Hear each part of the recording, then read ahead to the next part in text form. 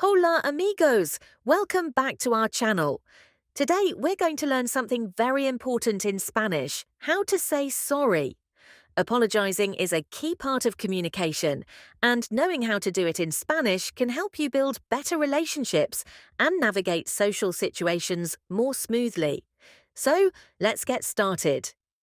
In Spanish, there are a few different ways to say sorry, depending on the context and the severity of the situation. The two most common phrases are lo siento and perdón. Let's break down when and how to use each of these. Lo siento literally means I feel it, but it's used to express I'm sorry. This phrase is used for more serious apologies, like when you've hurt someone's feelings or made a significant mistake. Let's practice saying it together. Lo siento. Great. Now let's see an example. If you accidentally stepped on someone's foot, you could say, Lo siento, no te vi, which means, I'm sorry I didn't see you. Pardon is another way to say sorry, but it's a bit more casual and can also mean excuse me. You'd use this for minor mistakes or to get someone's attention. For example, if you bump into someone in a crowded place, you'd say, Perdón. Excellent. Here's another example.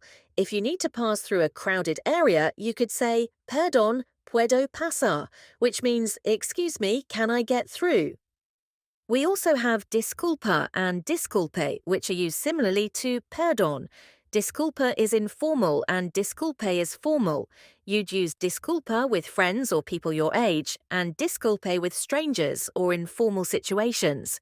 For instance, if you need to interrupt someone, you might say, Disculpa, puedo preguntarte algo, which means, excuse me, can I ask you something? And if you're in a more formal setting, you'd use disculpe instead.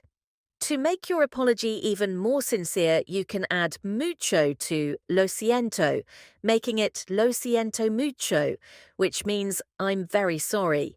You can also add de verdad to emphasize your sincerity. Lo siento de verdad, meaning I'm really sorry. Now that you know the different ways to say sorry in Spanish, it's time to practice. Remember, the more you use these phrases, the more natural they'll become. Don't be afraid to make mistakes. Apologizing is a part of learning.